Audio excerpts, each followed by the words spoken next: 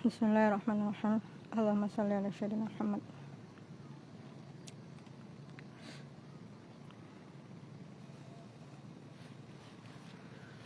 Banyaklah ikan zebranya. Kayaknya tiap pagi kita menyapa ikan zebra sini. Assalamualaikum ya ikan zebra. Sallallahu Muhammad ya ikan zebra. Sallallahu Muhammad ya ikan zebra. Kayaknya kayak ada berapa tuh? 1, 2, 3, 4, 5, 6, 7. Banyak. Ada kapal juga bro. Hari Minggu pagi. Berarti bisa di lucu lah ini.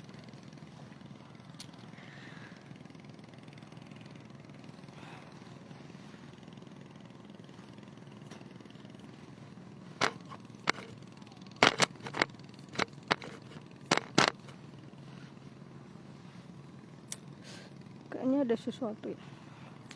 Ya sudahlah, biarin aja lah. Terserah Allah aja. Jadi panas ya Allah, semoga nggak cepat overheat ya. Kita bahas apa ya sih, kalau nggak salah pertama kita curhat dulu mungkin ya. Jadi saya ingin bertanya kepada matahari, mengapa dia bersinar. Mana matahari? Sebelah sana kelihatan gak sih? Dan dia menjawab, dia melaksanakan tugasnya. Saya bertanya kepada bulan mengapa dia bercahaya di malam hari, di antara langit malam yang gelap. Dan dia bilang dia melaksanakan tugasnya. Kemudian saya bertanya kepada manusia, kenapa dia merusak bumi dan tidak melakukan tugasnya. Dan dia berkata dia adalah makhluk yang melalaikan tugasnya. Kadang saya berpikir bahwa ketika saya dipaksa untuk melakukan apa yang matahari lakukan sekaligus apa yang bulan lakukan, maka saya bertanya kepada Allah, apa yang harus saya lakukan? Maka Allah berkata dalam Al-Quran, sabar dan sholat. Menarik karena dalam sholat itu bukan cuma niat. Sabar itu kan jiwa yang tegar ya, menghadapi masalah misalnya. Tapi sholat itu bukan cuma sesuatu yang diucapkan di mulut. Itu bukan doa yang hanya diucapkan di mulut dan di hati, tapi sebuah tingkah laku yang wujud dalam gerakan. Itulah gerakan sholat. Jadi memang untuk menyelesaikan masalah itu enggak cuma dengan perkataan, niat dan doa, tapi juga butuh tingkah laku. Itulah gerakan sholat. Maka jawaban masalah itu memang sabar dan sholat. Bersabar, memperkuat diri untuk menghadapi itu, dan berdoa sekaligus melakukan gerakan, melakukan aktivitas, melakukan apa ya,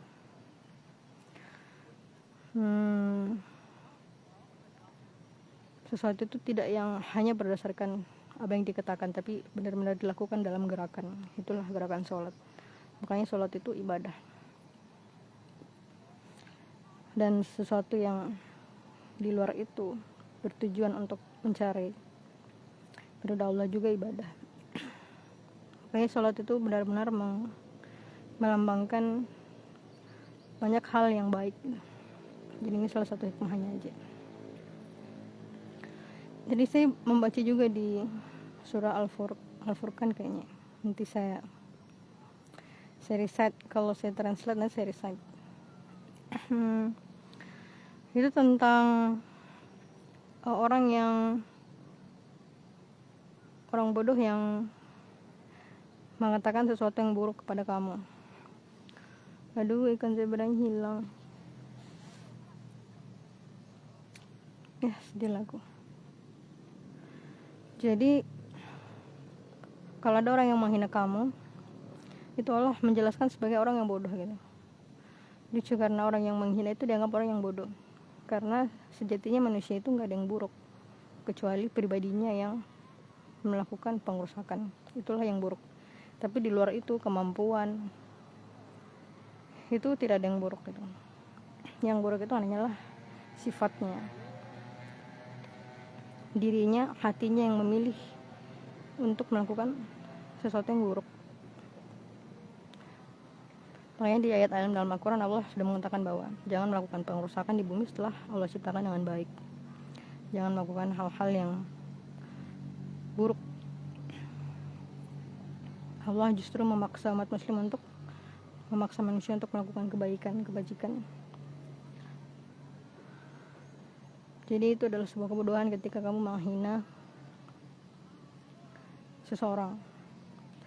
Dan Allah menyuruh umat muslim untuk membalasnya. Tapi coba tebak balasan yang Allah perintahkan untuk orang yang menghina kamu itu apa? Balasannya adalah salam. Salam itu ada dua ya. Salam itu adalah doa untuk kebaikan orang lain. Seperti assalamualaikum, selamat sejahtera atas semua. Semoga Allah memberikan kesejahteraan atas semua, kan? Jadi orang yang menghina kita justru Allah menyuruh kita untuk membalas mereka dengan doa. Doa supaya dia berubah menjadi baik gitu kan. Kan dia sedang berada dalam kebodohan karena menghina orang lain. Tapi ketika kita balas dengan doa, semoga dia berubah menjadi pintar setelah berada dalam kebodohan dengan menghina orang lain. Jadi Allah menuntun orang Islam itu untuk bersikap rendah hati di bumi, berjalan dengan rendah hati. Ayat itu lengkap ya. Itu satu sosok pribadi gitu yang mencerminkan Islam itu harus seperti apa. Bahkan hanya dengan memaknai satu ayat ini aja manusia itu bisa menjadi manusia yang baik gitu, apalagi dengan lengkapnya Al-Quran. Tapi apa yang terjadi dengan Gaza? Anak-anak kecil dibantai. Kadang-kadang saya berpikir sepertinya memang Zionis itu nggak baca buku ya, hukum Piaget. Sorry, saya lupa itu hukum Piaget nggak sih tentang kognitif, perkembangan kognitif anak. Jadi ideologi itu nggak ada di bayi. Bayi itu nggak punya ideologi. Bahkan dalam Islam pun bayi itu, semua bayi itu Islam gitu kan. Sampai dia balik baru dia ditentukan apakah dia kafir atau enggak. Tapi sebelum dia balik semua anak-anak itu sama-sama Islam. Makanya kalau meninggal sebelum balik kan masuk surga kan, jadi malaikat surga. Karena semua manusia sebelum dia balik itu Islam. Semua manusia sebelum dia balik, sebelum dia berakal dan berpikir tentang Tuhannya dan tentang dirinya sendiri, dan itu adalah Islam. Fitrahnya manusia itu adalah Islam, karena dirinya ciptaan dari Allah. Jadi fitrah manusia itu Islam. Tapi ya sudahlah. Jadi itu sesuatu yang salah kalau misalnya penghinaan itu dibalas dengan pengancaman keburukan. Justru penghinaan itu Allah minta dibalas dengan salam. Saya jadi teringat dulu teman Kristiani, saya punya teman Kristiani menjelaskan satu ayat yang dia nggak sepakat gitu dengan ayat itu. Ayat di kitabnya ya. Jadi di kitabnya itu dikatakan kalau ditampar di kanan, ditampar di pipi kanan, disuruh kasih pipi yang kiri. dia nggak sepakat gitu. Jadi sebenarnya ada kemiripan ya dalam kaidah dalam beberapa hal ya. Samanya itu di bagian membalas keburukan itu dengan kebaikan, meskipun nggak semuanya. Kalau daya tadi jelas atas penghinaan, tapi kalau kasus pembunuhan, kasus pencurian itu jelas hukumnya gitu. Jadi dalam Islam itu adil itu tetap orang yang melakukan tindakan sesuatu yang udah Allah tetapkan bahwa itu adalah batas dari sesuatu itu, maka ada hukuman untuk sesuatu itu, seperti pembunuhan.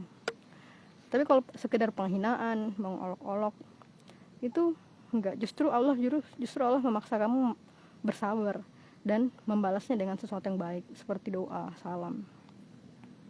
Makanya dalam Islam itu tegas tapi lembut gitu. Justru lembut.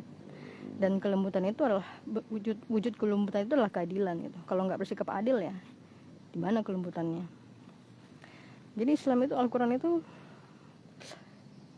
seharusnya memang wajib dibaca ya bagi manusia.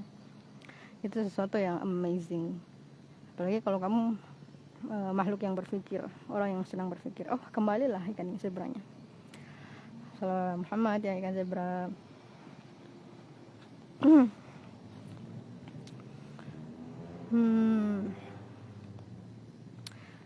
Apalagi ya dibahas ya, saya lupa mau bahas apa lagi. Tadi kapan ya saya baca itu, kayaknya itu 2013. Selama 13 tahun Zionis terus menerus membunuh anak-anak gitu.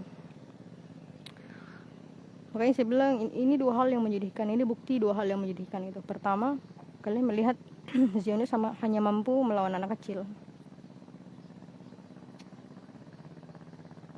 Maka hal kebalikannya itu menjadi nyata gitu.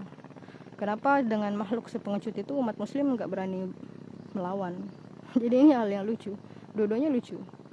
Yang pertama, Zionis membuktikan kepengecutannya karena dia hanya mampu melawan anak kecil.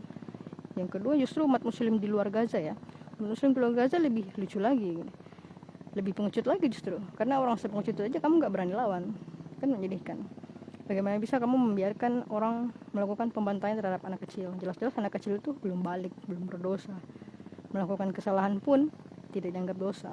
Karena dia belum punya akalnya belum sempurna untuk memahami tentang sesuatu. Jadi menariklah. Dan sungguh mempermalukan diri umat muslim itu sendiri. Alhamdulillah sejuk ya Allah, terima kasih. Jadi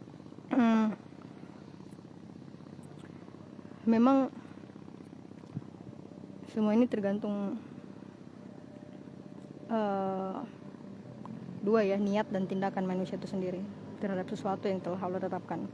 Jadi ketika Allah menetapkan suatu ujian, maka niat dan tindakan manusia untuk menyelesaikan suatu masalah yang telah Allah tetapkan terjadi itulah yang menjadi nilai dari umat muslim gitu. Dan telah jelas kini sudah Gaza, telah jelas anak-anak kecil dibantai. Niat kamu bagaimana? Dan tindakan kamu apa? Sampai saat ini kan tindakannya nggak apa, semuanya cuma omongan demi omongan. Dan inilah bukti keburukan yang Allah tampakkan, bukan tentang Gaza, tapi tentang orang-orang umat muslim di luar Gaza, tentang keburukan kita sendiri. Bagaimana bisa kamu memberikan profitmu kepada musuh-musuh Gaza, orang-orang yang membantai anak kecil, orang-orang yang melakukan tindakan yang keji yang telah Allah larang.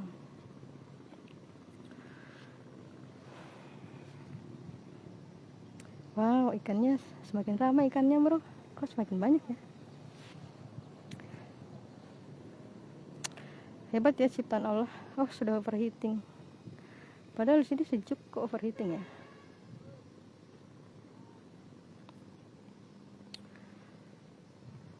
Saya teringat ya satu ayat Al-Quran. Kan Allah mengatakan bahwa Al-Quran, Allah itu telah menenangkan lautan supaya kamu bisa mencari karunia dari rezekinya Allah dari lautan ini. Saya berpikir yang Allah tenangkan tentang lautan ini ada dua hal itu. Bukan cuma sekedar airnya, tapi juga makhluk di bawah air itu gitu. Jadi kalau misalnya dinosaurus itu mati karena sesuatu dari atas, dan kapal Nuh itu tenggelam karena air, berarti seharusnya makhluk-makhluk di bawah air ini selamat kan. Kalau memang ada monster sejenis dinosaurus di bawah laut, apalagi tinggi dalam kedalaman laut itu lebih tinggi dari gedung tertinggi di Dubai itu. Berarti kemungkinan besar memang ada makhluk besar di bawah laut itu ya, kemungkinan besar. Jadi yang Allah maksud dalam Al-Quran itu tidak hanya menenangkan airnya, ombaknya, lautannya, tapi juga makhluk yang ada di bawahnya, supaya mereka tetap sembunyi di bawah sampai Allah mengeluarkan. Nah, kemungkinan besar mereka itu keluar pas di ayat Al-Quran yang lain yang Allah jelaskan ketika laut itu memanas. Semoga saya nggak salah ya, nanti saya cek ulang. Jadi kalau laut itu memanas, pasti makhluk di dalamnya keluar dong. Bahkan monster tuh keluar gitu. Sementara manusia ini kan menciptakan kiamat ya. Jadi memang kiamat itu mengerikan lah. Makanya sampai sekarang itu sesuatu yang aneh gitu, ketika manusia nggak mampu melawan hukum fisika, nggak mampu menciptakan darah, tapi dengan seenaknya menumpahkan darah orang-orang yang tidak bersalah di Gaza, anak kecil di Gaza. Makanya ini sesuatu yang sesuatu yang salah, dan umat muslim yang menerima Al-Quran wajib bersatu untuk menghentikan masalah ini. Sallallahu alaihi Muhammad, ya ikan-ikan, semua jenis ikan yang ada di sini. Sallallahu alaihi Muhammad, banyak sekali ikannya.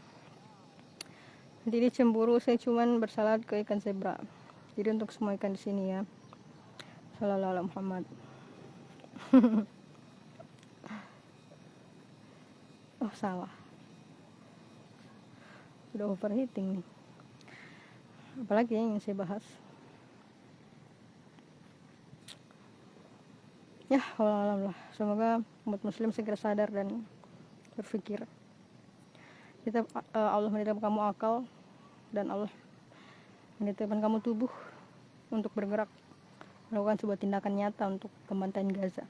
Dan tidak ada yang lebih tepat atas pembantaian Gaza kecuali dengan pasukan perang. Ya, wallahu alam.